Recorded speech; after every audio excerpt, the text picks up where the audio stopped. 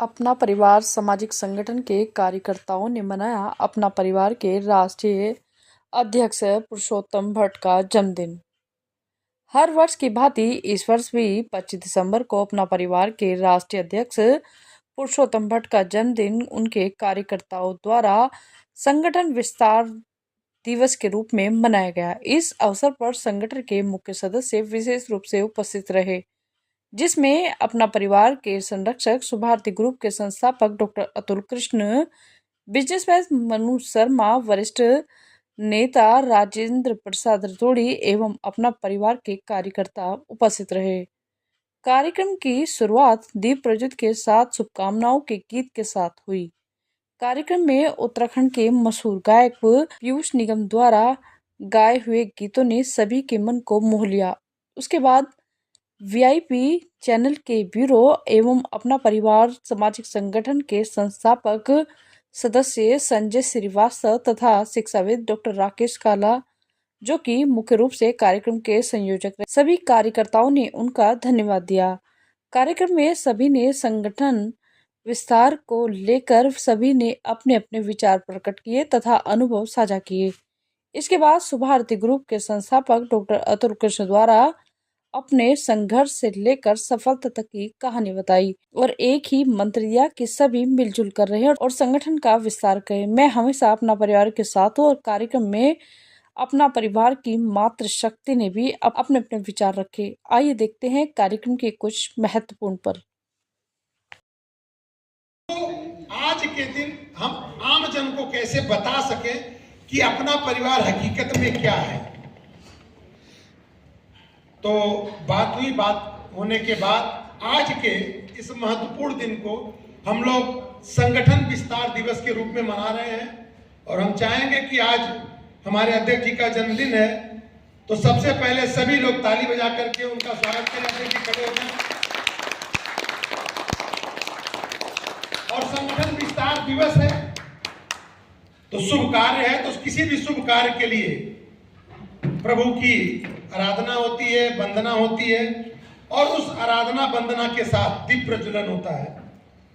तो संगठन विस्तार दिवस पे दीप प्रज्वलन करने जा रहे हैं। तो हम सबसे पहले अपने राष्ट्रीय अध्यक्ष जी को बुलाएंगे, फिर हम चाहेंगे कि राष्ट्रीय अध्यक्ष जी यहाँ पे आए दीप प्रज्वलन के लिए। रतोड़ी भैया को बुलाएंगे, आ जाएं। और साथ में मैं चाहूंगा कि हमारे अभिभावक रतुल भैया के बगल में बैठे उनको लेके आए। इतने बुजुर्ग होने के बाद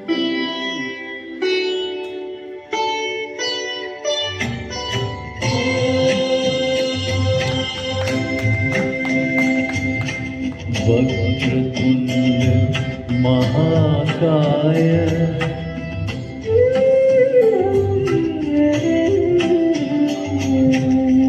सूर्यकोटि समप्रभा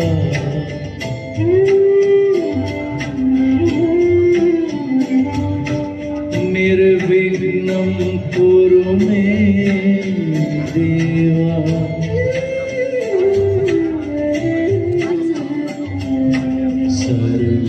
सर्वकारेषु सर्वदा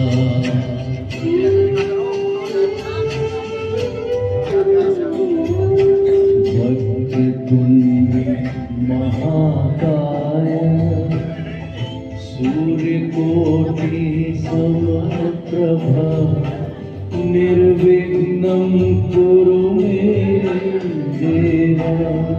सर्वकारेषु सर्वदा।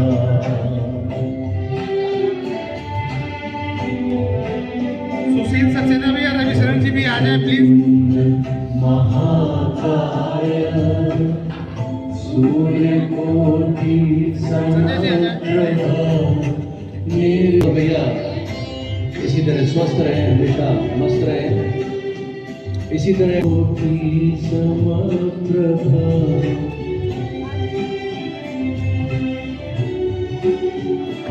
गुरु देवा।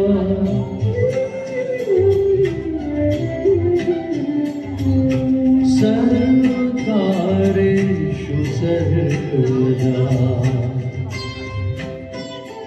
संगठन तैयार करें जो राजनीति से इतर हो, ये जो और विषय हैं उनसे हट के संयुक्त परिवार की परंपरा को कायम कर सके। तो पुरुषोत्तम भट्ट जी ने अपना परिवार का निर्माण 2-3 लोगों के साथ किया और गर्व का विषय ये भी है हम 2-3 हजार तक पहुंच गए हैं। और सबसे महत्वपूर्ण है कि अपना परिवार ऐसा है हर चीज से अलग, कोई वाद नहीं, कभी किसी की कोई बुराई नहीं, और कभी किसी की समस्या आती है तो जिस तरह से अपना परिवार के लोग खड़े रहते हैं, हमारे समझ से जो सोशल मीडिया में एक्टिव है, यहाँ नहीं आते हैं, वो देखते होंगे कि छोटी छोटी भी अगर समस्या होती है तो हम कम से कम 100 लोग एक आवाज पे खड़े हो जाते हैं। और इस प्रयास के लिए मैं चाहूंगा कि भट्ट जी का बहुत बहुत धन्यवाद दिया जाए।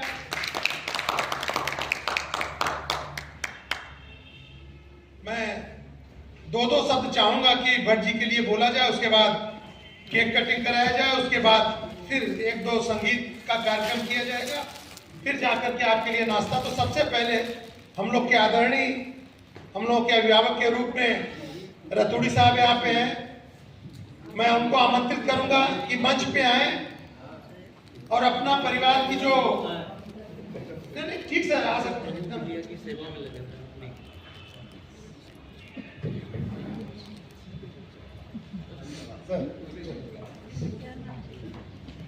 बहुत बहुत धन्यवाद। बहुत ही श्रद्धेय श्रीवास्तव साहब, आज ये बहुत सुंदर दिन है कि हम अपना परिवार के राष्ट्रीय अध्यक्ष जी का जन्मदिन मना रहे हैं।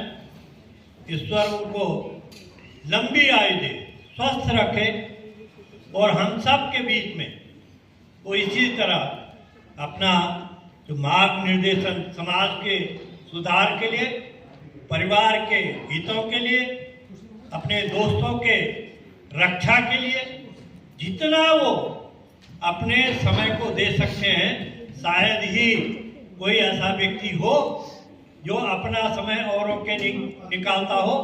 मुझे तो कम से कम, मैं राष्ट्रीय पार्टियों में, मैं कांग्रेस में भी रहा हूँ और मैं अब भाजपा में भी हूँ, पर मैंने ऐसा अपना तो जितना इस अपना परिवार में जो संजो करके आदरणीय भट्ट जी ने रखा, शायद ही किसी संगठन में, बहुत सारे संगठनों में भी, गढ़वाल सभा में भी हो, पर्वतीय पता नहीं कितने हैं, पर जो अपना तो यहाँ आने पे लगता है कि मैं अपने कहाँ जा रहा हूँ, परिवार में। अरे इतना सुंदर नाम है, मतलब घर का भी कोई नहीं कहे कहाँ जा रहा भाई, मैं अपने परिवार में जा रहा हूँ। तो ये दिमाग की मैं दाद देना चाहता हूँ भट्ट साहब की कि आपने ये शब्द सोचा कहाँ से कि आप, लगता है आत्मीयता महसूस होती है कि जब मैं घर से निकलता हूँ तो घर वाले भी पूछते हैं भाई आप कहाँ जा रहे हो, अपने परिवार की सभा में, तो वो कहते हैं बिल्कुल जाइए। बहुत अच्छी बात है, क्योंकि अन्य संगठनों में आप देखते होंगे दुनिया भर की कोई ना कोई गौरव है, इनका उपयोग किया जाए। तो अगर हम संगठन को पहले सामाजिक, हमारा क्योंकि संगठन है, एक व्यक्ति, मेरा सुझाव है कि एक तो फॉर्म छाप दिए जाए। आदमी को लगता है कि मैंने भरा तो मैं इस परिवार का सदस्य हूँ, ऐसे जोड़ने को मैं 110 लोगों को भी जोड़ दूँ तो लगेगा कि भाई मैं कोई लिखा पढ़ी तो है नहीं। एक फॉर्म जरूर छपाए, 100 रुपए की उसकी सदस्यता हो, और पहले केवल 10-10 फॉर्म, 10-10 फॉर्म एक व्यक्ति को दिए जाए, 1 महीने का समय दिया जाए, 1 महीने में ये फॉर्म भर करके, और जो अपने परिवार के प्रति बिल्कुल समर्पित हो, जो सामाजिक सौहार्द की भावना रखता हो, वो इसका सदस्य हो। ऐसा अगर हम करें तो निश्चित तौर पर हम कम से कम देहरादून में 1000 अपने साथियों को तैयार कर सकते हैं। और 1000 की संख्या जब कभी किसी दफ्तर को हो या किसी अधिकारी को अगर समझाना हो तो समझाने की भाषा आ सकती है कि जब 1000 पीछे खड़े होते हैं ना तो अपने आप हौसला बुलंद होता है। तो हमारे जब इतने सुंदर सेनानी हैं तो सिपाहियों को इकट्ठे करने में, भावनात्मक सिपाही हो इकट्ठे करने में, तो ये आज अगर संगठन विकास पर हम जो अध्यक्ष जी का जन्मदिन मना रहे हैं, तो पहला सुझाव ये है और जनवरी में ये महीना रखा जाए, क्योंकि वर्ष जो हमारा 26वां आ रहा, ये अपने परिवार के विकास और समृद्धि के लिए और दृढ़ निश्चय के लिए ये मनाया जाए कि 2026 में हमको इस अपना परिवार के संगठन को और विस्तृत करना चाहिए। और हम निश्चित तौर पर आप ज़्यादा जोर मत दीजिए, केवल 10 बार में एक आदमी को दीजिए और 1 महीने का समय जो नहीं देगा वो अपने परिवार का बिल्कुल डिफॉल्टर सदस्य होगा, जो 1 महीने में नहीं दे पाए। ये बिल्कुल तय हो। जब तक आप जिम्मेदारी नहीं देंगे तब तक आप, मैं आया, मैंने भी हाथ झाड़ा, अपने आप चल दिए। अरे मुझे लगे तो कि मैं सामाजिक व्यक्ति हूँ, मेरे पीछे 10 लोग भी तो हैं, ये भी लगना चाहिए परिवार को, तभी तो मेरी ताकत बढ़ेगी। तो अधिक न कहकर बहुत सारे वक्ता हैं, कृष्णा जी भी आ गई, सुबह से फोन कर रही थी, मैंने कहा जरूर पहुंचना भाई। तो मैं सभी का बहुत बहुत धन्यवाद और मैं पुनः आप सबकी तरफ से आदरणीय भट्ट जी के दीर्घायु की कामना करता हूँ। और मेरा एक फॉर्मूला है, स्वस्थ रहे, मस्त रहे और मदमस्त रहे। धन्यवाद। जय हिंद। बहुत बहुत धन्यवाद रतूड़ी सर। दरअसल जब आज के कार्यक्रम की रूपरेखा तैयार हो रही थी तो एक विचार आया कि अगर सबको बुलाने से अच्छा उन कोर कमेटी के लोगों को आज बुलाया जाए जिनसे कम से कम हम संगठन के विषय में बात कर सकें, संगठन को कैसे विस्तार करना है, संगठन को क्या जमीन देनी है। इसलिए लिमिटेड लोगों को बुलाया गया और एक अनुरोध करेंगे कि चेयर पवन चेयर आगे भी ला सकते हैं, आप लोग आगे उठ के बैठ जाएंगे तो सही रहेगा। मैं सबसे टेबल आगे ले लेते हैं, थोड़ा सा सही हो जाएगा।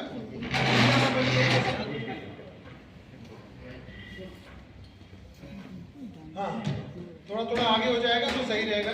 सब लोग 90 का एक दौर था, हम लोग उस समय भूमिका होती थी, न उसको तब बुलाया जा सकता था न आज बुलाया जा सकता है। हो सकता है कि राजनीतिक स्वरूप देने में यहाँ के लोगों ने, यहाँ की पॉलिटिकल पार्टियों ने वह भूमिका न निभाई हो, लेकिन इस राज्य के निर्माण में जो मातृ शक्तियों का योगदान है उसे कोई नहीं भुला सकता। उसी कड़ी में मैं बुलाऊंगा कृष्णा बहुड़ा जी को, हम लोग के बीच में। बहुत बहुत स्वागत है, कृपया आए और 2 शब्द संगठन विस्तार के विषय में और भट्ट जी के जन्मदिन के विषय में प्लीज। धन्यवाद सर। आज मैं सबसे पहले तो मैं अपने बड़े भाई साहब भट्ट जी को मैं जन्मदिन की ढेर सारी शुभकामनाएं देना चाहती हूँ कि ईश्वर आपको और माँ काली का आपका हमेशा आशीर्वाद बना रहे। ईश्वर बहुत लंबी आयु दे आपको और ऐसे ही महानुभावों की हमें इस धरती में ज़रूरत है।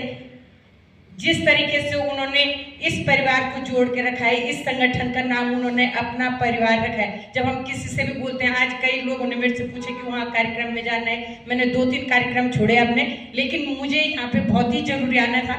दूर से भी आई, हमारे इधर ना बहुत ज़्यादा कोहरा हो रखा है, कोह वाले की तरफ दिखाई नहीं दे रहा कुछ भी, लेकिन जन्मदिन था वो भी ऐसे इंसान का कि मैं क्या ही बताऊँ, जितना बोलूँ उतना कम है। क्योंकि देखो, हम अगर किसी एक इंसान पे थोड़ा सी भी उसके लिए कुछ कर देते हैं तो बहुत सारी दुआएं मिलती हैं हमें। हम सोचते हैं कि हमने कुछ करा तो शायद हमारा ये जो जन्म हुआ, हमने बहुत बड़ा मतलब किसी पे उपकार करके अपने जीवन को धन्य कर दिया। मैं भट्ट जी के लिए क्या ये जो बोलूं कि उन्होंने इतने लोगों को जोड़ा। कई बार क्या होता है कि मेरे कोटद्वार से भी लोग बोलते हैं कि हमें हॉस्पिटल में दिखाना था, कौन सा हॉस्पिटल ऐसे होगा, तो मैं सीधा भट्ट जी का नाम लेती हूँ कि मैं उनका नंबर देती हूँ, आप उनसे संपर्क करो। तो बेचारों ने कई लोगों के ऑपरेशन भी करवाए, कई किसी के पथरी का था, किसी का कुछ, लेकिन उन्होंने बहुत, जब भी मैंने बोला तो उन्होंने मदद की लोगों की।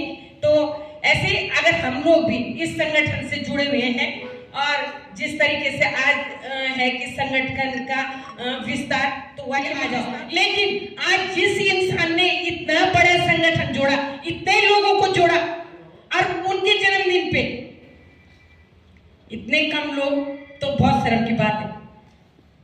और मैं तो ये कहूंगी, मैंने पहले भी भाई साहब से इस बात का जिक्र किया था कि कोई भी संगठन हो, कोई भी संस्था हो, तो उसमें हमारे पास कोष जरूर होना चाहिए ताकि हम लोग उसे आगे चला सके।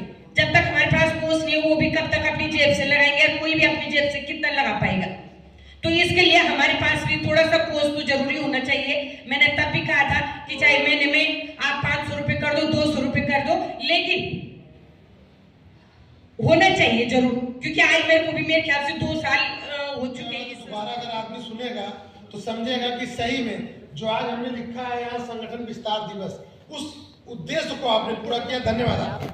बहुत भी केवल 100 लोगों का।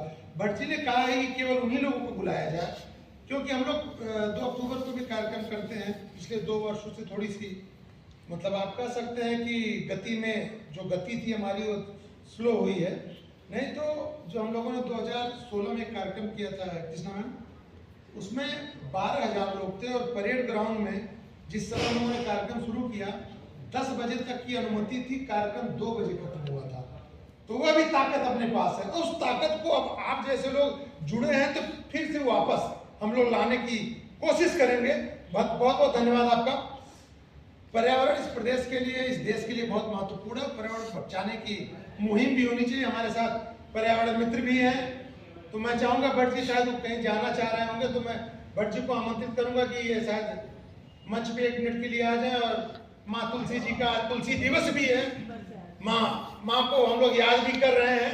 इस शुभ अवसर पे तुलसी जी भी प्रदान की जा रही है। मैं सोनी साहब के बारे में बताना चाहता हूँ कि आप बहुत बड़ी उत्तराखंड में क्रांति कर रहे हैं, हरित क्रांति आप कर रहे हैं। आपने लाखों पेड़ लगा चुके हैं और हमेशा इसी ड्रेस में रहते हैं, पर्यावरण मित्र के नाम से आप जाने जाते हैं। और देखिए इनका प्रेम देखिए, आप जौनपुर क्षेत्र से छत्तीसगढ़ कौन से मरोड़ा सकलाना से आप आए हैं, और जहाँ पर हमारे MM श्रीनिवास जी वहाँ टीचर हैं, और वहाँ से ये सब ये जन्मदिन देखिए आप किसी को विश करने आए बहुत बढ़िया, लेकिन कितनी दूर से आप आ रहे हैं। जैसे महासू देवता के क्षेत्र से हमारी कृपा रांटा जी आई, जो लोक गायिका है, राष्ट्रपति अवार्डेड है, वो जैसे लोग आए, आप आए, आपका बहुत बहुत धन्यवाद।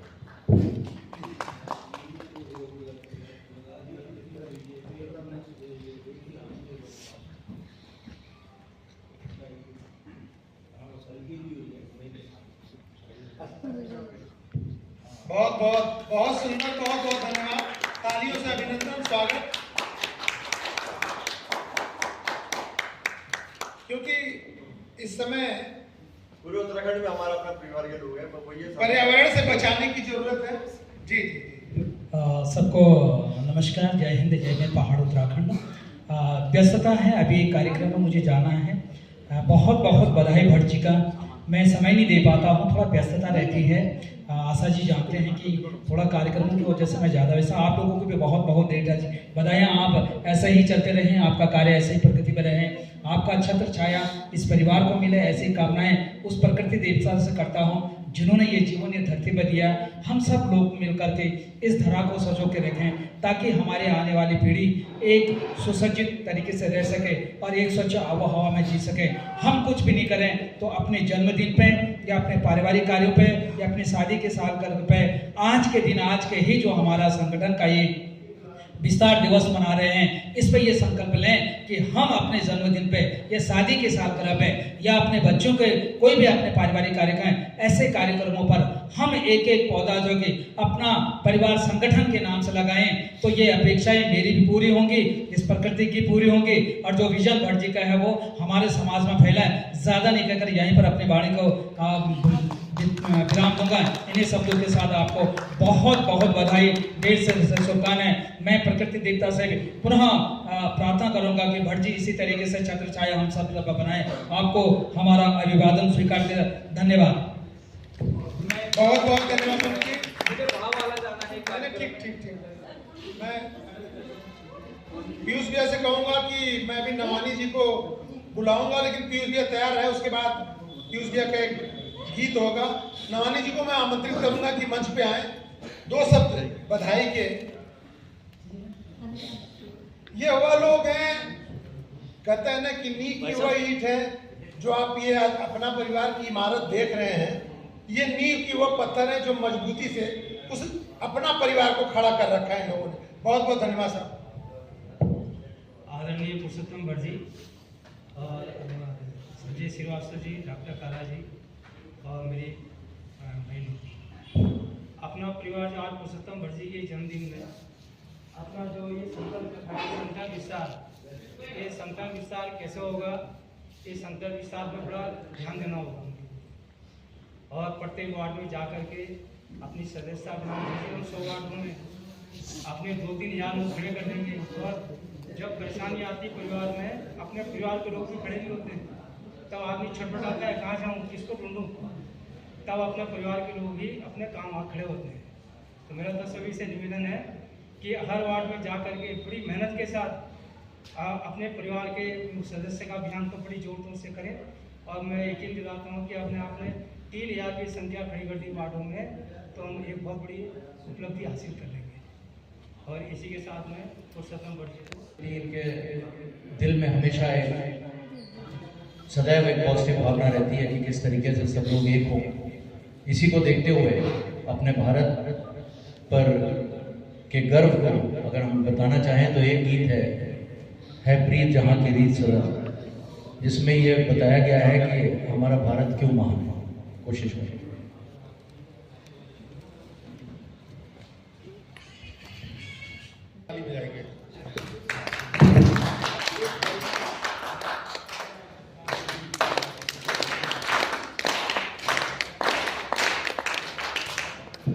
पहले हमें इसी तरह एक समूह में बनना है। जैसे हम ताली समझ गए वैसे ही संगठन के बेसिक चीजें समझनी है और उनका खूब प्रचार करना है।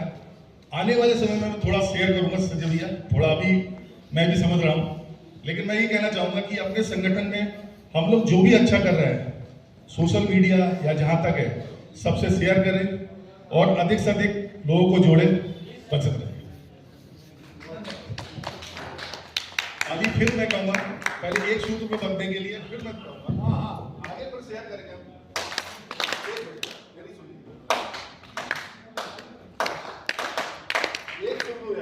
अच्छा, थैंक यू, धन्यवाद आपको। मैं विनीत नागपाल जी हैं, मैं बुलाऊंगा। डॉक्टर साहब भी आ गए, धन्यवाद डॉक्टर साहब, आगे आ जाइए प्लीज। विनीत नागपाल जी को मैं मंच पे बुलाऊंगा क्योंकि ये वह लोग हैं, संस्थापक सदस्य हैं, जिन्होंने अपना परिवार को मजबूत करने में और अपना परिवार को आगे ले जाने में महत्वपूर्ण भूमिका निभाई है। ये हमारा भाई हर पूरे साल सामाजिक रूप से इतने सक्रिय रहते हैं, मतलब ब्लड कैंप हुआ, कई काम करते हैं ये लोग। अब उस काम को और बड़ा करना है और अपना परिवार को कैसे बड़ा किया जाए, इस विषय में भी जन्मदिन की बधाई के साथ आप ये भी बताएंगे प्लीज। सभी को पहले तो तुलसी दिवस की बहुत बधाई शुभकामनाएं, भट्ट जी को जन्म दिवस की बहुत बहुत बधाई शुभकामनाएं। अपना परिवार सामाजिक संगठन कोई छोटा मोटा संगठन नहीं, संगठन बहुत बड़ा है। कुछ समय ऊपर नीचे होता रहता लोगों का, जाम भी लग रहे हैं, कुछ समय का वो भी है, इसलिए कोई बात नहीं। दूसरी चीज, अपना परिवार की शुरुआत इस रूप से की गई थी, सबके सुख दुख में खड़ा होना एक साथ। कभी किसी को दुख है तो उसमें जरूर पहुंचे, सुख में पहुंचे ना पहुंचे, सबसे बड़ा मेन चीज यही है। दूसरी चीज, ब्लड कैंप वगैरह ये सब लगते आ रहे हैं और आगे भी लगते आएंगे। फरवरी में लगाया जाएगा। सभी को सूचित किया जाता है कि जिन्होंने ब्लड ले रखा वो भी जरूर आए और जिन्होंने नहीं लिया वो भी जरूर आए।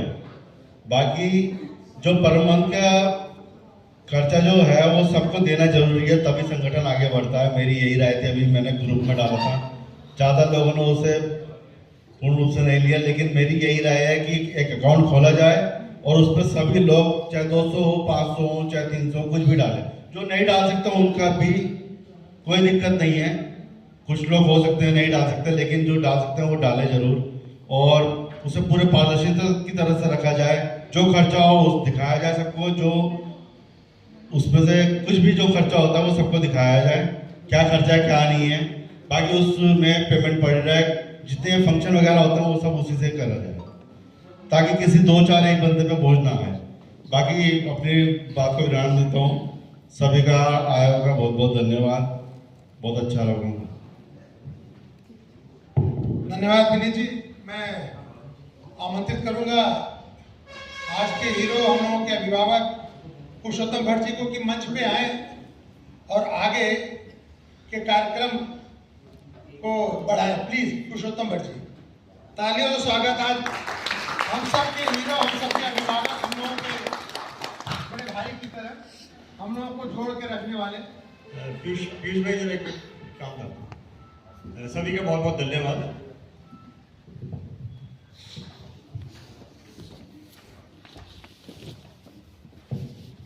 मैं आप लोगों को हमेशा मैं गलती करता हूँ कि जब भी हमारे एंकर जैसे राकेश काला जी हैं, संजय भाई हैं, गौरव है, बहुत लोग हमारे यहाँ वक्ता बहुत जबरदस्त है। महिलाओं में अभी कमी है, क्योंकि मैं स्पष्ट बोलता हूँ, मुझे किसी का वोट नहीं चाहिए, ना मुझे वोट देना कहीं, लेकिन मैं वोट दिलवा दूंगा, लेकिन कोई खड़ा तो हो। क्यों जी? दो बात होती है। लोग कहते हैं ना कि जहाँ किसी के पास 4 आदमी हुए तो हर आदमी नेता, अपने आप को नेता बनना समय होता है।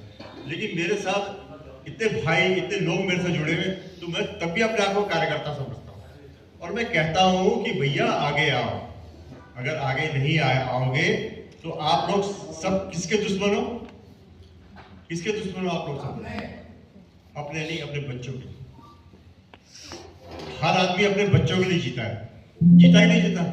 और जब बच्चे ही खतरे में आ जाए, उत्तराखंड राज्य में जब मातृशक्ति निकलती थी, लाखों की संख्या में मातृशक्ति। डॉक्टर साहब पॉलिटिक्स में क्यों निकलते थे आप लोग सड़कों पे? अपने बच्चों के भविष्य के लिए। बन गया आप लोगों के बच्चों का भविष्य, उत्तराखंड राज्य बन गया आप लोगों के बच्चों का भविष्य। और वही मैं लगातार 2013 से सबको समझा रहा हूँ कि भैया अपने लिए मत जियो, समाज के लिए जियो। अपने बच्चों के लिए तो सोच लो, लेकिन अपने बच्चों के लिए कोई नहीं सोचता। तो मैं ज़्यादा नहीं बोलूँगा, क्योंकि हमारे बीच में मनीष शर्मा जी हमारे जो संरक्षक हैं, जैसे तीनों संरक्षक हमारे साथ बैठे हैं, डॉक्टर आरपी ऋतुल जी, करगेती साहब, मनीष शर्मा जी। आप बहुत बड़े उद्योगपति हैं, दूर किचन के नाम से आप हैं, और मैंने इनसे रिक्वेस्ट करी थी कि आप हमारे अपना परिवार के आप संरक्षक बन जाइए, क्योंकि अभी फाइनेंस की बात हो रही थी। हर आदमी कह रहा था, कोई कहता 50 रुपये जोड़िए, कोई कह रहा था कि 100 रुपये जोड़िए। अरे छोड़िए सर, किस बात के लिए जोड़ने 50-100 रुपये? आप लोग आ जाते हो, इसी का बहुत बहुत धन्यवाद है। मैं समझता हूँ आप लोगों की प्रॉब्लम। मैं प्रत्येक व्यक्ति के घर में घुसा हुआ हूँ एक संरक्षक के रूप में। मैं समझता हूँ कि किस व्यक्ति के घर में 100 रुपये नहीं है और किस व्यक्ति के घर में लाखों रुपए है। मैं सबकी समस्याएं समझता हूँ। आप लोग आ जाते हो, अपना पेट्रोल, अपना समय खर्च करके यहाँ पर आ जाते हो।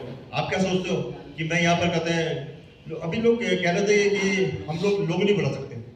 चलो, कितने लोगों का सम्मेलन करना बताइए? जरा हाथ खड़ा करके मुझे बोल दीजिए कि देहरादून में अपना परिवार का सम्मेलन होना है, और कितने लोगों का सम्मेलन खड़ा करना है? जरा आप एक काउंटिंग बता दीजिए। काले जी, कितने लोगों को करना है? 5-7 हज़ार। अगर 5-7 हज़ार का मैं सम्मेलन नहीं करा पाया, तो मुझे घंटा घर में सब जो है ना, सब कहते हैं ना, जितनी बेइज्जती करनी उतनी बेइज्जती करनी।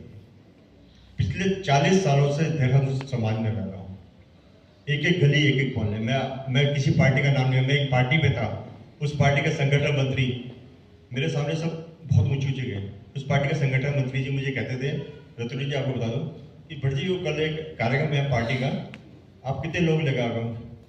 तो मैं कहता था सर ऐसे 300 लोग ले आऊँगा। तो पता क्या कहते थे? बस 300?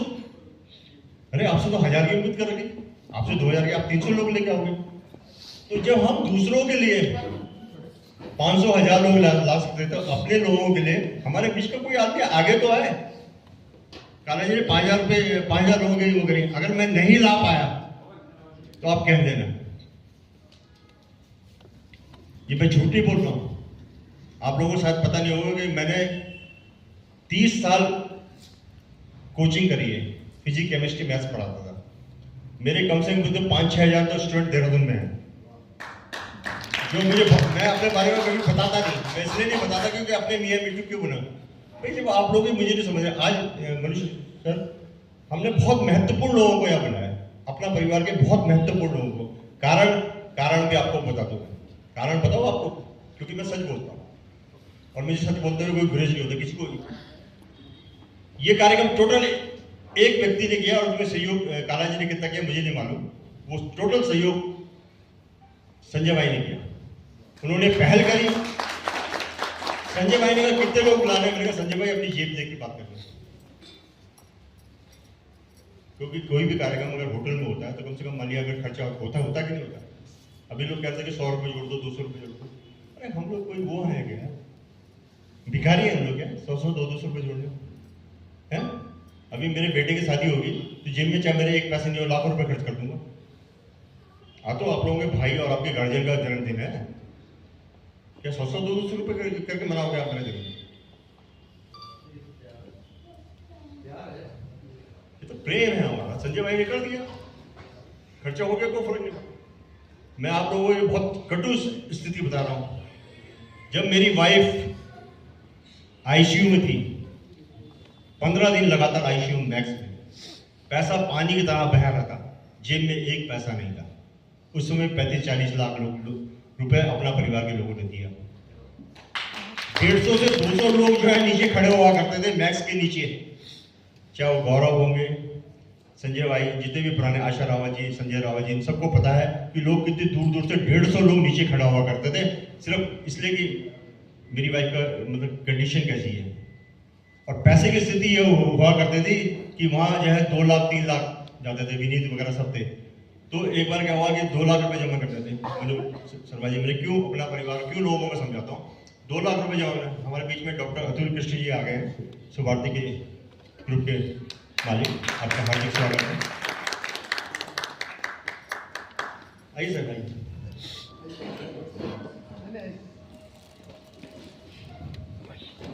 साथ में बैठो तो है, लच्छेदार बातें तो सुनते हो आप लोग,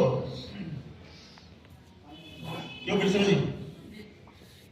मैं तो पिछले 40 सालों से लच्छेदार बातें सुन रहा हूँ। गौरव तो छात्र नेता रहा, इसलिए भी बहुत लच्छेदार बातें करी कॉलेज टाइम पे, लेकिन ये फिर घर बैठ गया। तो लच्छेदार बातें तो बहुत अच्छे लोग कर सकते हैं, लोगों को बेवकूफ बनाने के धंधे तो बहुत कुछ है, लेकिन लच्छेदार बातों से कुछ नहीं होता। जो दिल से निकले ना बात, कुछ दिल से होता।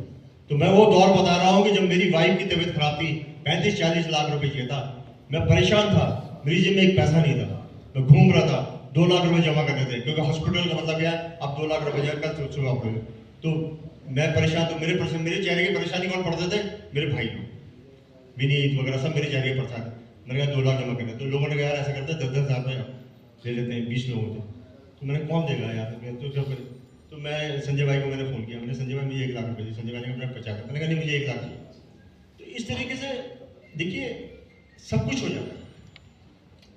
आज यहाँ पर मैंने बहुत महत्वपूर्ण लोगों को बुलाया, सिर्फ इसलिए बुलाने को तो हजारों लोग बुलाते हैं, 2 लोग बुलाते नहीं क्या, हजारों लोग, लेकिन मैंने बहुत महत्वपूर्ण लोगों को बुलाया।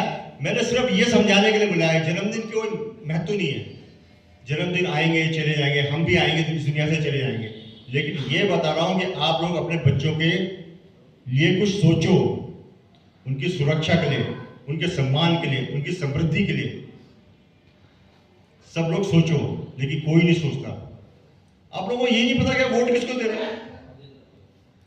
ड्रग्स माफिया है, आप उसको वोट दे रहे हैं, कोई कुछ है, आप उसको वोट दे रहे हैं। अभी कह रहे हैं ना, अभी कहते हैं उत्तराखंड आंदोलन में हमने अपने बच्चों के भविष्य के लिए रोज लगे, आप 5,000 4,000 की नौकरी नहीं मिल रही हमारे यहाँ। मैं तो धन्यवाद करना चाहता हूँ मनोज शर्मा जी और डॉक्टर अतुल कृष्ण जी जैसे लोगों का, जिन्होंने यहाँ पर उद्योग लगाए, लाखों लोगों को नौकरी दे रहे। 1-1.5 लाख लोग डॉक्टर अतुल कृष्ण जी के यहाँ रोजगार पाते हैं, और आप कहते हैं हम 100 रुपए देते। अरे भैया लोग जोड़ो आपके साथ, क्या पैसे की कमी करते हैं? डॉक्टर साहब क्या मुझे 1 लाख 2 लाख नहीं दे सकते किसी कार्य के लिए? मनोज शर्मा जी हमेशा मेरे साथ तैयार रहते हैं। आप ऐसे लोगों को जोड़िए तो सही, आप ऐसे लोगों को पहचानिए जी, अपने बीच की प्रतिभा। क्या काला जी पैसे नहीं खर्च कर सकते? अपने बीच की प्रतिभाओं को पहचानना चाहिए। 100-100 200 रुपए सिर्फ ये भावना है, ये भावना क्या है? लेकिन अभी मैंने कृष्ण जी कह दी कि 100 रुपए या 200 रुपए या 400 रुपए 500 रुपए हम जोड़ देंगे। मैं किस समाज से आता हूँ आपको पता है? मैं उस समाज से आता हूँ, अगर मंदिर में मैंने 500 रुपए दे दिया, अब पुजारी ने मेरा नाम नहीं लिया, तो पुजारी मेरा सबसे बड़ा दुश्मन है। मैं कुछ सिख समाज से नहीं आता हूँ जहाँ लाखों रुपए को दान देते। अगर किसी ने मुझे 500 रुपए महीना देना शुरू कर दिया और जिस दिन उसकी मैंने बात नहीं सुनी या फोन उठाना भूल गया, तो सबसे बड़ा दुश्मन मेरा कौन होगा? कौन होगा मेरा सबसे बड़ा दुश्मन? वो ही होगा। वो कहता अच्छा बट 500 रुपये तो आप मेरे से हर महीने लेते थे, बड़ी चीज कि मैं तेरे लिए रात के 2 बजे भी खड़ाऊंगा, मेरी कोई प्रॉब्लम नहीं है, पर तुमने मेरा फोन ही नहीं उठाया। हम उस समाज से होते हैं। यहाँ पर बहुत महत्वपूर्ण लोग हैं। इससे पहले कि हम डॉक्टर अतुल कृष्ण जी का मार्गदर्शन लें, मनीष शर्मा जी जैसे लोगों का मार्गदर्शन है, संजय भाई, क्योंकि मैंने माइक में बोलना नहीं चाह रहा, मैं बहुत कुछ बोलूँगा। मैं इसलिए बोलूँगा, संगठन में आज अपना परिवार की समाज को जरूरत है। समाज को अपना परिवार की इसलिए जरूरत है, जिस तरह से फ्रस्ट्रेशन में लोग घूम रहे हैं, कार का ओवरटेक हो गया और अगर गलती से टक्कर हो गई तो भयंकर तरीके मतलब मरने मारने को उतारू है। अगर किसी के साथ 2 आदमी नहीं खड़े हैं उसका बैंड बजा देंगे। हॉस्पिटल में डॉक्टर से अगर जरा सी गलती हो जाए तो कम्युनिटी आ जाएंगी। समाज कहाँ जा रहा है? इसलिए आज अपना परिवार जैसे एक सशक्त संगठन की इसलिए जरूरत है कि अगर परिवार में या समाज में किसी व्यक्ति के साथ कोई दिक्कत पड़ती है तो हम लोग उसके साथ खड़े हों। इसलिए मैं मेहनत करता हूँ सुबह से शाम तक। सब लोग मेहनत कर रहे हैं, लेकिन किस दिशा में मेहनत कर रहे हैं? 2 और 2 5। बहुत प्रेशर है सबके अंदर अपनी बीवी बच्चों को पालने का, सबके अंदर। तो मेरी बीवी बच्चे नहीं है, बीवी तो घर चली गई, लेकिन मेरे बच्चे हैं, मेरे पे भी प्रेशर है। लेकिन मुझे कोई प्रेशर इसलिए नहीं है, मुझे मालूम है जिसके भाई बड़े सशक्त हैं, जिसके ग्रुप में बहुत अच्छे अच्छे लोग हैं, उसको क्या दिक्कत? 1 लाख लोग जोड़ दो ना, 1 लाख लोग 1-1 रुपए दे देंगे, 1 लाख मिल जाएगा। किसी भी बिटिया के पास जाके हम उसको फादर को कहेंगे कि हमारी तरफ से 1 लाख, काम आसान हो गया कि नहीं हो गया? लेकिन लोग तो जोड़ो। फेसबुक में बहुत बड़ी बड़ी बातें, कटु बात कर रहा हूँ, अपने आप को दिखाते हैं कि मैं बहुत बड़ा समाज सेवक हूँ। पड़ोसी लिफ्ट नहीं मार रहा, सगा भाई ने कोर्ट में केस कर रखा।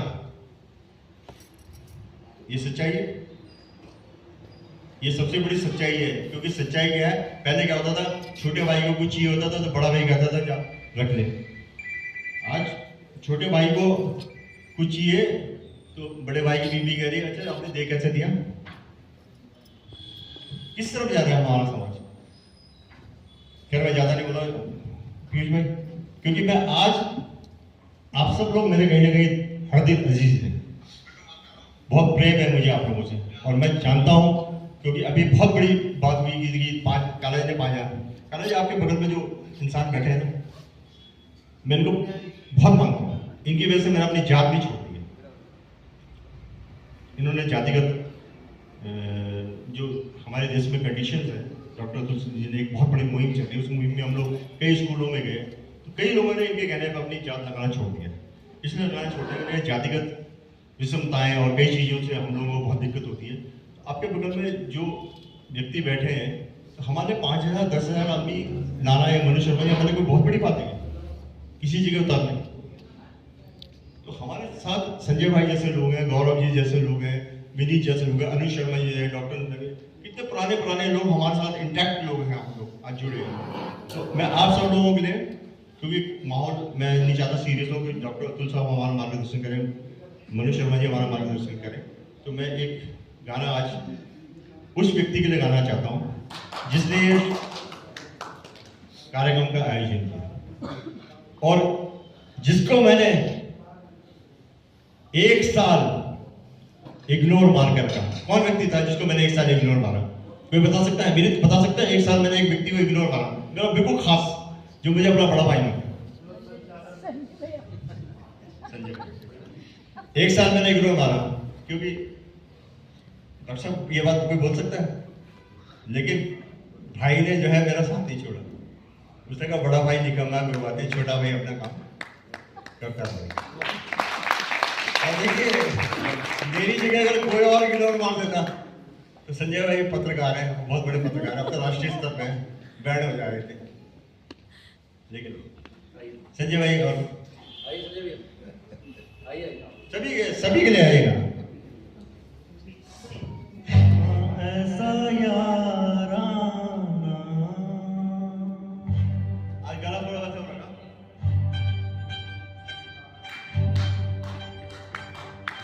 मेरे जैसा यार कहाँ ऐसा याराना, याद करेगी दुनिया तेरा मेरा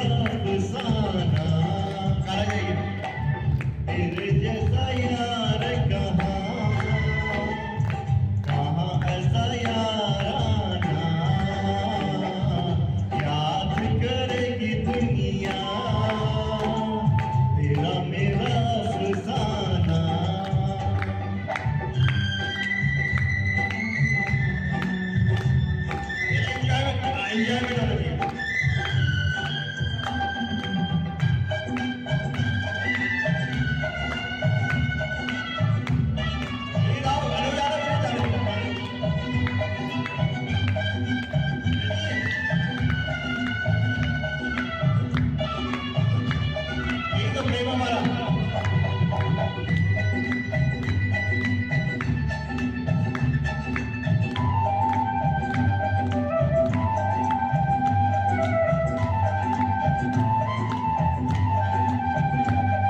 मेरी जिंदगी सवारी मुझको गले लगा के बैठा दिया फलक पे मुझे खाक से उठा के।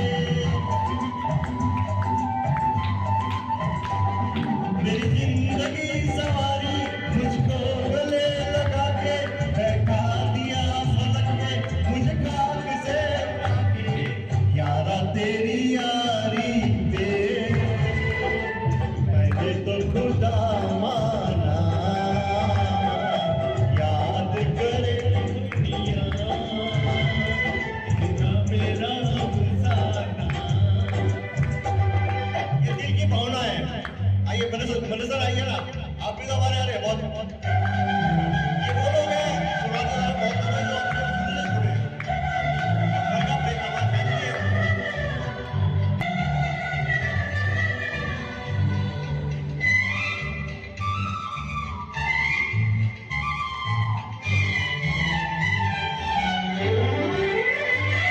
मेरे दिल की ये दुआ है कभी दूर तू न जाए, तेरे बिना हो जीना वो दिन कभी न आए। मेरे दिल की ये दुआ है कभी दूर तू न जाए, तेरे बिना हो जीना वो दिन कभी न आए। तेरे संग जीना यारा, तेरे संग मर जाना, याद करेगी दुनिया तेरा मेरा अफसाना। तेरे जैसा यार कहाँ ऐसा याराना, याद करेगी दुनिया तेरा मेरा अफसाना। धन्यवाद।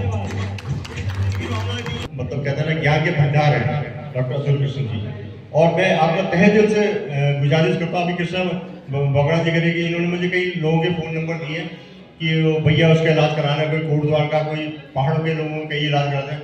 तो मैं कहता हूँ ठीक है आप भेज दीजिए, तो मैं सुभारती भेज देता हूँ। और सुभारती में उनका इलाज हमेशा, कृष्ण जी इलाज हुआ है ना उनका, तो हमेशा हुआ है। तो हमारे बीच में ऐसी शख्सियत है, तो मैं चाहूँगा डॉक्टर अतुल कृष्ण जी आए और हमारा मार्गदर्शन। सभी माननीय सदस्यों को मेरी ओर से जय हिंद। आज बहुत ही शुभ दिन है, हमारे जन्मदिन की शुभकामनाएं देता हूं और ये ईश्वर से प्रार्थना करता हूं कि ये आगे आने वाले, जो हमारे यहाँ डॉक्टरी में कहा जाता है कि जो बायोलॉजिकल एज आदमी कोई भी बड़े इजीली अटेंड कर सकता है, जो हम लोग कई बार मिस कर जाते हैं लेकिन अटेंड कर सकते हैं, वो 120 साल की होती है। अच्छा, हाँ, तो 120 साल आप हम लोगों को मार्गदर्शन देते रहें, हमारा साथ देते रहें, पूरे समाज को आप सहायता करते हैं, वो सहायता करते रहें। और उसमें मैं अपना थोड़ा स्वार्थ भी जोड़ देता हूँ कि मुझे ये अवसर मिले कि मैं आपका साथ दूँ। तो मैंने अपने लिए भी डायरेक्टली कमिटमेंट ले लिया ऊपर वाले से। तो बहुत बहुत आपको बधाई। और अपना परिवार के मैं सभी सदस्यों को, खासतौर से जो आज इस कार्यक्रम को आयोजित जिन्होंने किया है, कादा जी और संजय जी, आपको भी मैं बहुत बहुत बधाई देता हूं कि आपने इतना सुंदर कार्यक्रम आयोजित किया, जिससे कि हम लोग न केवल पुरुषोत्तम भट्ट जी का जन्मदिन मना रहे हैं, बल्कि हम एक आगे ये भी सोच रहे हैं कि अपने परिवार का विस्तार कैसे किया जाए, इस संगठन का विस्तार कैसे किया जाए, जिससे कि हम न केवल एक दूसरे का साथ दे सकें, बल्कि समाज में जहाँ भी आवश्यकता होती है तो हम उसके लिए भी उपयोगी बन सकें। और अपने जन्मदिन के दिन ऐसी भावना रखना और सोचना, मैं पुनः इस बात के लिए नतमस्तक हूँ अपने पुरुषोत्तम भाई के लिए। थोड़ी सी संदर्भ में मुझे बातें याद आ गई और वो मैं बताना चाहूँगा कि मेरा जो अभी मैं अपनी जीवन की गाथा लिख रहा हूँ, जीवन तरंगिनी नाम से पुस्तक लिख रहा हूँ, और जब से मैं पैदा हुआ था तब से लेकर अभी 2001 तक पहुँचा हूँ, तो 3 भाग में उसके लिख चुका हूँ और अभी 4था भाग चल रहा है। लेकिन मेरा जो जीवन है वो बहुत ही, जैसे कहते हैं ना कि इवेंटफुल रहा है। हर दिन कोई ना कोई घटना ज़रूर घटी है, और अच्छी भी है और संघर्ष वाली भी है, संघर्ष वाली ज़्यादा है। और उस संघर्ष के बाद मैं, सबसे बड़ी बात क्या है कि उन संघर्षों के बाद मैं जीता हूँ, और ये तभी संभव था कि जब मेरे साथ लोग थे। एक दो घटनाएं मैं ज़रूर बताना चाहूँगा। एक तो घटना है कि मेरा वर्ष 2000 में मुझे डेलिबरेटली किसी ने मेरी को मारने के लिए मेरी गाड़ी से एक्सीडेंट किया, और मैं बहुत ही गंभीर रूप से घायल था और मुझे अस्पताल में ले जाया गया। मैं तो बेहोश था, मुझे उस समय 13 बोतल ब्लड चढ़े, किसी को उम्मीद नहीं थी कि मैं बच पाऊँगा, लेकिन मैं बच गया। अब मैं ये बताना चाहता हूँ, बाद में लोगों ने मुझे बताया, लोगों ने बताया कि साहब अस्पताल वालों ने कहा कि हमारी तो मुसीबत आ गई। इतने लोग, सुबह से लेकर शाम तक वहाँ पर कोई घुसने तो दिया नहीं जाता था। अस्पताल के हर जगह जहाँ भी संभव था, सीढ़ियों पे हर जगह बैठे हुए, और वो मेरे लिए दुआ करते थे, और मैं क्या किस तरह से हमारी वो सहायता कर सकते हैं। यहाँ तक कि मस्जिदों में नमाज पढ़ी गई, चर्चों में दुआएं की गई, और मंदिरों में, हर जगह जो जिसके आस्था थी उसने जाके किया। ये उन्हीं दुआओं का असर है कि जो मैं बच गया, वरना तो किसी को संभावना नहीं थी। जो डॉक्टर ने बताया कि साहब हमने 3 घंटे तक, जब आपके पहले 3 घंटे तक ये ऑपरेशन चला तो आपको हमने कोई बेहोशी की दवाई नहीं दी, आप तो बिल्कुल मृत प्राय थे, और हम आपका ऑपरेशन सिर्फ इसलिए कर रहे थे कि भाई कल को ये ना हो कि कोई कमी छूट गई, तो ये सोच के किया जाता। और बाद में जब मुझे पता चला मुझे 13 बोतल खून चढ़ा था, लेकिन जो जमा हो गया 20 बोतल तो लोगों ने ले लिया, उसके बाद मना करना पड़ा कि भैया रुक जाओ, लाइन लगी थी खून देने वालों की। तो ये जो अपना परिवार की बात करें ना, ये मेरा उस समय अपना परिवार नाम से नहीं था, लेकिन वो मेरा ही परिवार था। जो लोग मेरे उस समय सहायता के लिए सामने आ गए, तो ये तभी है कि जब हम आपस में एक दूसरे से कोई बॉन्ड बना है, और बॉन्ड जो बनता है वो निस्वार्थ भाव से एक दूसरे का साथ देने से बनता है। अभी बहुत ही सुंदर बात पुरुषोत्तम भाई ने कही कि एक आम आदमी की मेंटेलिटी होती है कि अगर वो कुछ किसी के लिए कर रहा है तो वो हमेशा ये अपेक्षा करता है कि उसका रिटर्न मुझे मिलना चाहिए। वो मिलता ही है, रिटर्न मिलता ही है, लेकिन उसकी अपेक्षा नहीं करनी चाहिए। ये नहीं सोचना है किसी की क्या परिस्थिति है, ये हम नहीं जानते। कई बार ऐसा हो जाता है कि फ़ोन किया, नहीं उठा पाया, नहीं देखा, कुछ भी मजबूरी हो सकती है। तो ये अपेक्षाएं जो हैं वो कई भी बात हमारे रिश्तों को धूमिल कर देती हैं। तो ये अपेक्षा रहित जब हम एक दूसरे की सहायता करते हैं तो ऐसा बॉन्ड बन जाता है कि आदमी कुछ भी करने के लिए तैयार रहता है। एक और घटना मैं आपको बहुत ही महत्वपूर्ण बताना चाहूँगा कि मैंने जब ये ट्रस्ट बनाया, जिसके माध्यम से भारतीय विश्वविद्यालय मेरठ में और यहाँ पर देहरादून में है, जो मैंने ट्रस्ट बनाया कि मैंने अपने पिताजी की स्मृति में बनाया था। और उस समय मैं विभिन्न, जितना मेरी कमाई होती थी तो विभिन्न गाँव में जाकर मैं स्कूल और अस्पताल खोलता था कि जिससे लोगों की मदद हो सके, और सब चैरिटेबल थे। उसके बाद ये जब उत्तर प्रदेश सरकार ने घोषणा की कि हम प्राइवेट में मेडिकल कॉलेज खोलने की अनुमति देंगे, लेकिन उसके लिए ट्रस्ट रजिस्टर्ड होने चाहिए, तो मैंने, मेरे साथ एक व्यक्ति काम करते थे, ना मैं जानबूझ के नहीं लेना चाहता किसी का, लेकिन बता रहा हूँ, आप एक्स मान लीजिए कोई भी व्यक्ति जो मेरे मित्र थे, वो ट्रस्टी नहीं थे, लेकिन चूँकि मेरे मित्र थे तो मैंने उनसे ऐसे ही पूछ लिया कि भाई आप मेरा साथ देंगे। तो उन्होंने कहा कि एक शर्त दूंगा कि मेरे से पैसा मत लगवाना, क्योंकि मैं तो भैया व्यापारी हूँ, तुम तो फक्कड़ आदमी हो, जो कमाते हो उससे भी स्कूल अस्पताल गांव में खोल रहे हो, जिससे कोई कमाई नहीं है। लाखों रुपए तो हमने जेब से उनको चलाने के, पहले तो बनाया फिर उनको चलाने के लिए लगाते हो, और मैं तो व्यापारी आदमी भैया, अगर मैं पैसा लगाऊंगा तो मुझे तो उसका रिटर्न चाहिए, नहीं लगाऊंगा तो कोई दिक्कत नहीं है, तुम्हारा साथ दूंगा। खैर वो जुड़ गए। मैंने उनको बहुत ही महत्वपूर्ण कार्य दे दिए। उस समय बड़ी मुश्किल से हमारे मेडिकल डेंटल कॉलेज के लिए बहुत लंबा संघर्ष चला, लेकिन अंत में हम जीत गए और वो हमारे मेडिकल डेंटल कॉलेज सब खुल गए। उन दिनों, आज की तारीख में तो हर चीज़ सरकार ने अपनी मुट्ठी में की हुई है, हम किसी का प्रवेश चाहें तो नहीं दे सकते, लेकिन उन दिनों हम लोगों को 35% सीट के लगभग जो थी वो मैनेजमेंट की मिलती थी। 35% लोगों को हम लोग प्रवेश दे दिया करते थे, तो उसमें पैसा आता था। अब उनको दिखाई दिया कि भाई मैं डॉक्टर तुल के साथ जुड़ तो गया हूँ, लेकिन इसमें तो बहुत पैसा आ रहा है, तो इसमें कुछ ना कुछ किया जाए। तो उन्होंने मेरे लिए व्यवधान उत्पन्न करना शुरू कर दिया और ये कहना शुरू कर दिया कि भाई आप मुझे जो हैं वो बराबर का अधिकार दीजिए। खैर, मैं किसी भी अनुचित बातों को किसी की स्वीकार करने का आदी नहीं रहा कभी भी। शुरू से जो मेरी अपनी एक विचार है वो मैं उसके सीधे रास्ते पे चलने वाला आदमी हूँ, कभी दायां बायां मैं करता नहीं। तो मैं उनके साथ भी नहीं कर पाया। तो नतीजा क्या हुआ कि उन्होंने, चूँकि वो ट्रस्टी तो हो ही गए थे, उन्होंने विभिन्न बैंकों में और सब जगह लिख के कि यहाँ तो बड़ा घपला हो रहा है, मेरे सारे खाते सीज करा दिए। अब बैंकों में पैसा लेकिन मैं निकाल नहीं सकता। मैं कहीं जो मेरे जो मार्केट में देनदारी थी वो मेरी बहुत ज़्यादा हो गई, मेरे स्टाफ की तनख्वाह पे कुछ नहीं हुआ। तो एक स्थिति ऐसी आ गई कि मेरे पास पैसा होते हुए मैं फक्कड़ था, मेरे पास कोई पैसा नहीं। अब मैंने कहा मैं क्या करूँ, स्टाफ को तनख्वाह देनी। तो मुझे अपने एक सहपाठी का ध्यान आया कि जो जब हम लोग पढ़ते थे तो वो मेरा बड़ा अच्छा मित्र था, लेकिन उसके बाद अनेकों साल थे, जैसे अभी आज संजय भाई वाली बात जो बात कही, तो मैं ये तो नहीं कहूँगा कि मैंने उसकी उपेक्षा की, लेकिन मैं इतना व्यस्त था कि मैंने कभी उससे बात नहीं करी। कम से कम मान लीजिए आप ज़्यादा नहीं तो 15-16 साल मैंने उससे कभी कोई कम्युनिकेशन ही नहीं रखा, बातचीत ही नहीं करी। तो मैंने सोचा चाहे इससे बात करूं, तो मैंने उससे फ़ोन करके पूछा कि भाई ऐसी ऐसी समस्या है, और मुझे उस समय जो थे अर्जेंट जो स्टाफ की सैलरी जाती थी वो 70 लाख रुपए की जाती थी। मैंने कहा मुझे 70 लाख रुपए चाहिए और मेरे पास कोई पैसा नहीं है और मुझे कल सैलरी बांटनी है, मैं क्या करूँ, तुम कहीं से कुछ बातचीत कर सकते हो? उसने कहा देखो पहली बात तो ये है कि तुमने मुझे 15 या 20 साल जितने बीते इतने बार फ़ोन किया है, तो ये तो बात तुम्हारी ठीक नहीं है। तुम पहले मेरे साथ आके डिनर करो रात को और तब हम लोग बात करेंगे। अरे मैंने कहा यार डिनर होता रहेगा, लेकिन मेरे को कल पैसे चाहिए। उसने कहा मैं कुछ नहीं जानता, तुम्हें तो डिनर करना पड़ेगा, वहीं पैसे की बात करेंगे। अब साहब मैं क्या मरता क्या ना करता, जो भी कोई कंडीशन लगाएगा करनी पड़ेगी। मैंने सोचा कि भाई जाके बात करेंगे, व्यवस्था करेंगे, तो कल तो सैलरी हम बांट नहीं पाएंगे। तो मैं गया तो डिनर पे, लेकिन मन बहुत ही विचलित था।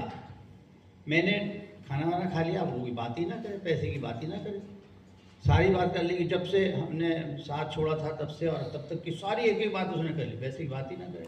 अब मैं भी संकोच में क्या करूं भाई, उसने तो अभी खाली डिनर की बात की थी। जब मैं डिनर के बाद जाने लगा तो उसने पूछा कि तुम्हारे साथ कोई लड़का है?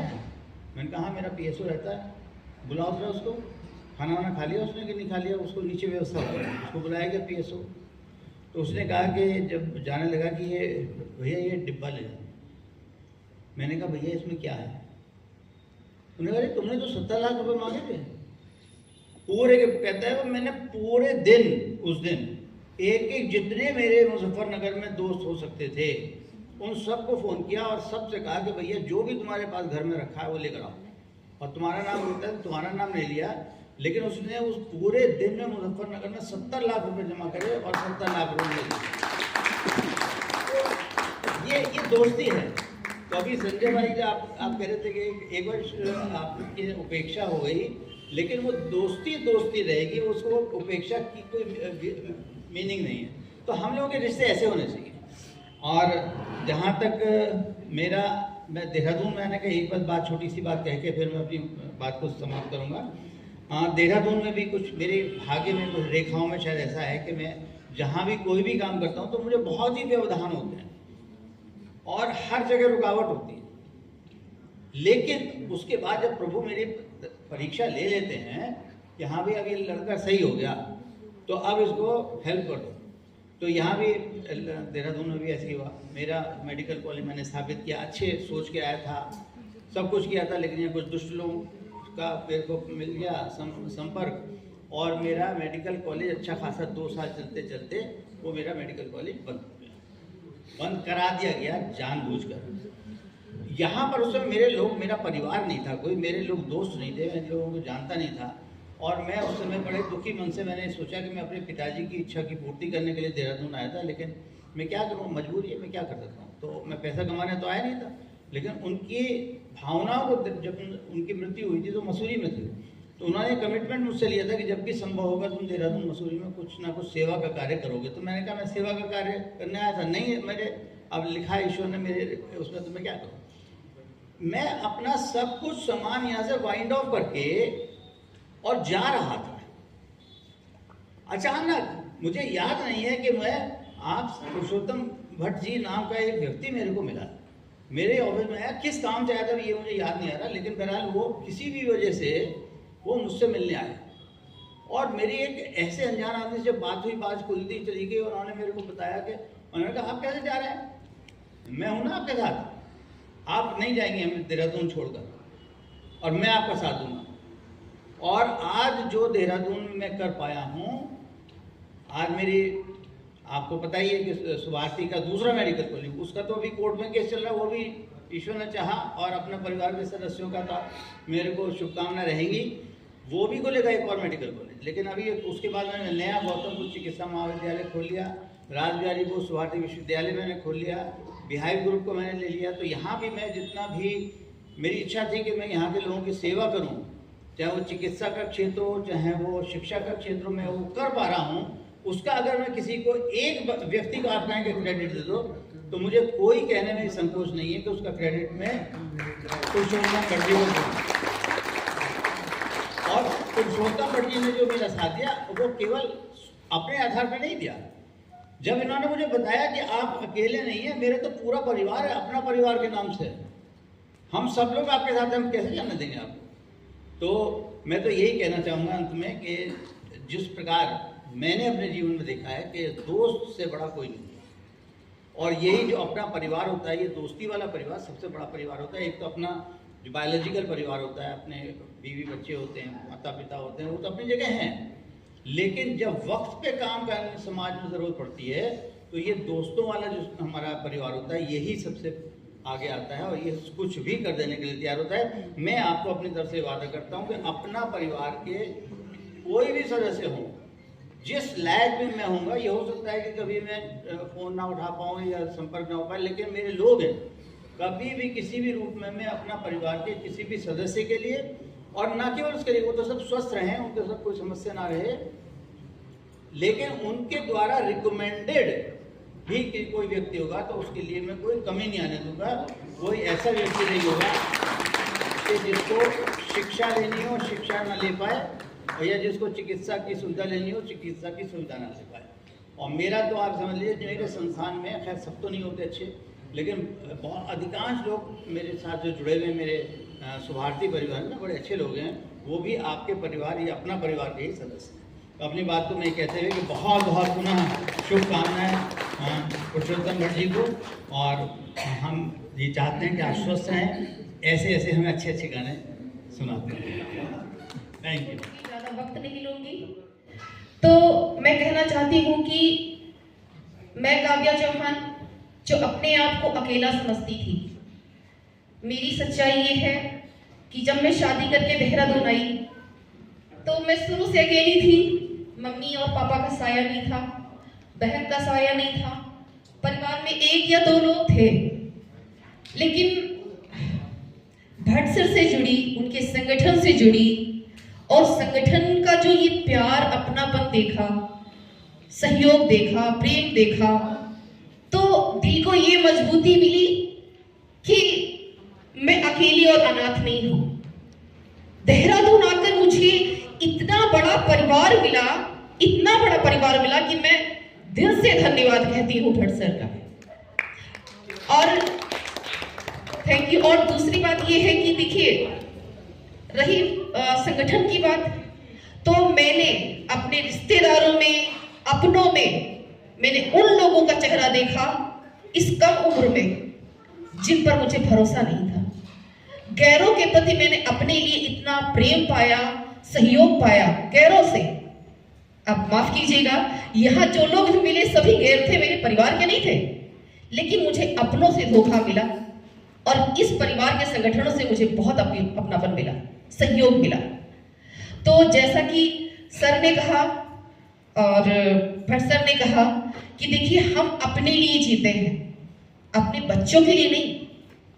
सच्चाई बिल्कुल सही कहा, क्योंकि आने वाले कल में जैसे हम एक दूसरे के भाई की टांग खींचते हैं ना, आने वाले कल में हमारे बच्चों का साथ नहीं देगा, उसका ही सहयोग, उसका सहयोग कौन करेगा? हमारे अपने परिवार का ये संगठन। हमारे अपने परिवार के राष्ट्रीय अध्यक्ष श्री पुरुषोत्तम भट्ट जी को जन्मदिन दिवस की हार्दिक शुभकामनाएं। Bhatt ji, happy birthday. सुन रहे हैं? अच्छा, ये दूसरी बात ये है कि देखिए, मेरा काम होता है संगठन के विषय में बताना, क्योंकि हम जब सब लोग आते हैं तो हमें मालूम होना चाहिए कि अपना परिवार क्या है। हमेशा मैं जब भी मंच पे आता हूँ, मैं केवल एक ही बात कहता हूँ कि हमें मालूम होना चाहिए कि अपना परिवार आखिरकार है क्या। ये एक भाव है, इतना सुंदर नाम है।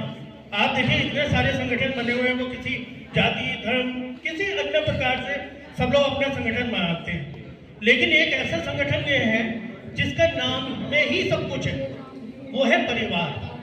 ये सनातन धर्म, हमारे अपने धर्म, हमारे देश की ये सभ्यता रही है। और श्री रामचंद्र जी का जैसे अभी सब लोगों ने उदाहरण दिया, तो देखिए ये परंपरा है हमारे पूरे समाज के लिए कि हम सब लोग एक परिवार के रूप में रहें, एक दूसरे से प्यार करें।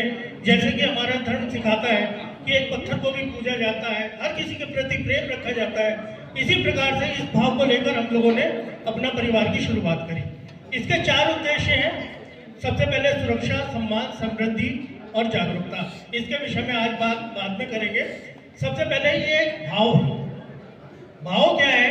जब हम लोगों ने इसकी शुरुआत करी तो सबने कहा अरे यार संगठन है, 2-4 दिन चलेगा, खत्म हो जाएगा। लेकिन उसके बाद हमने और आगे बढ़े। हमने 1-2 कार्यक्रम करे जिसमें नगर निगम के उसमें टाउन हॉल में करते थे, 500-600 लोग आते थे। हमारे बड़े भाई संदीप पुनियाल जी अभी नहीं है, उन्होंने एक बार कहा, हमारा पूरा टाउन हॉल फुल था, उन्होंने मेरे से कहा, बोले गौरव भाई एक इच्छा है। मैंने क्या? बोले यार हम काम तो कर रहे हैं पर परेड ग्राउंड हमें फुल करना है। मैंने क्या करें? बोले कार्यक्रम रखते हैं। इतने में संजय भाई हमारे साथ जुड़ चुके थे, इन्होंने कहा 2 अक्टूबर को हम लोग वार्षिक कार्यक्रम करेंगे। हमने कहा ठीक है। उससे पहले एक रैली निकाली, बहुत शानदार रैली, मतलब देहरादून की किसी भी संगठन की सबसे बड़ी रैली हम लोगों की थी अपने परिवार की। ये सन मैं 2016 की बात कर रहा हूँ। उसके बाद इन्होंने कहा 2 अक्टूबर को हम कार्यक्रम रखेंगे। हमने कहा ठीक है। संदीप पुनियाल जी की इच्छा थी कि पूरा परेड ग्राउंड फुल होना चाहिए। जब मैंने ये कहा ठीक है रखेंगे, प्रोग्राम रखते हैं, भट्ट जी बोले बिल्कुल करो, मैं तुम्हारे साथ हूँ, जितनी हम लोग मेहनत कर सकते हैं। 150-200 लोगों की हमारे कार्यकर्ताओं की टीम बनी हुई थी। और संजय भाई चूंकि प्रैक्टिकल है, हम लोग में प्रैक्टिकल नहीं थे, संजय भाई ने मेरे से कहा गौरव भाई कर तो रहे, मैं भी साथ लूँ, लेकिन शायद हम परेड ग्राउंड में कैसे देखेंगे, यही शब्द थे। मैंने कोई बात नहीं भाई साहब, कोशिश तो कर सकते हैं। हम लोगों ने पूरी जी जान लगाई। आज 5000 लोगों की बात हो रही है और हम ये तो प्रूव कर चुके हैं। ऑलरेडी 16,000 आदमी हमारे अपने परिवार के संगठन के कार्यक्रम में रह चुका है। तो ये तो 5000 तो बहुत छोटी सी संख्या है। लेकिन उसके बाद कुछ बहुत सारी परिस्थितियां ऐसी होती हैं, लॉकडाउन लगा, ये सारी चीजें ना हमारे संगठन थोड़ा सा बिखर सा गया, सारे लोग टूट गए, सब अपने परेशानी में। देखिए फाइनेंशियली बहुत सारी चीजें होती हैं। इस बीच बहुत सारी ऐसी चीजें हुई, नोटबंदी हुई और उसके बाद फिर आपका लॉकडाउन लगा। लेकिन अब आज का जो विषय है वो विस्तार पे है और मैं ये चाहता हूँ कि उसी विस्तार पे हम लोग बातचीत करें। और उसके सबसे बड़ी बात होती है कि हम कुछ करें। अगर हमें इसे विस्तार देना है, ना तो धन की कमी पहले हुई है ना अब होगी, लेकिन उसके लिए अब हमें कुछ आगे बढ़कर करना पड़ेगा, कुछ अलग, जो एक समाज को एक नई दिशा दे सके। और उसके लिए हमारे साथ देखिए मनु शर्मा जी, अतुल कृष्ण जी जैसे लोग जुड़े हुए हैं और भी राकेश काला जी हैं। तो अगर हम सब लोग एक संगठित होकर, एक दिमाग लगाकर कुछ आगे बढ़ने के दिशा में कुछ करते हैं। जैसे आपका कॉलेज है, मेडिकल कॉलेज, में बहुत टाइम से कह रहा हूँ, मेरी भट्टी से भी बात हुई, आज मौका मिला आपने सामने बात करने का। मैं ये चाहता हूँ मेडिकल कैंप से शुरुआत करिए, इससे दोनों को फायदा है। देखिए हमारा क्या है कि जब तक पीछे किसी को फायदा नहीं होता है, हमारे अपने संगठन थोड़ा सा झिझकता है। जैसे कई लोग होते हैं उन्हें मेडिकल की जरूरत होती है, लेकिन वो चूंकि इंट्रोडक्शन प्रॉपर तरीके से नहीं होने से थोड़ी सी दिक्कत होती है। तो मैं ये चाहता हूँ कि छोटे छोटे मेडिकल अलग अलग गाँव में मेडिकल कैंप बनाए, जिसमें आप हमारी मदद कर सकते हैं। मनु शर्मा जी भी अगर कुछ करना चाहें तो आगे हम लोग बात कर सकते हैं उस विषय में। तो इस तरह छोटे छोटे कार्यक्रम बनाए जाए आगे आने के लिए। और अगर हम ये कार्यक्रम करते हैं तो निश्चित रूप से हमारा विस्तार भी होगा, हमारे पास धन की कमी भी नहीं रहेगी और जो हमसे जुड़े हुए लोग हैं उन्हें भी इसका बहुत लाभ मिलेगा। इतना मैं जानता हूँ और इसीलिए मैं आज इतना सुंदर नाम दिया। संजय भाई आपका बहुत बहुत धन्यवाद। इतना मैं भी नहीं सोच सकता था जितना बढ़िया आपने आज, मैंने जब वो पोस्टर देखा संगठन विस्तार दिवस, मुझे बहुत खुशी हुई। और ऐसी सोच अगर हम सब लोगों की रहेगी तो निश्चित रूप से हम आगे बढ़ेंगे। और इसी के साथ मैं श्री पुरुषोत्तम भट्टी को मंच पर बुलाना चाहता हूँ, कृपया आप आइए। और अतुल कृष्ण जी आप भी, राकेश खन्ना जी आप भी, और मनु शर्मा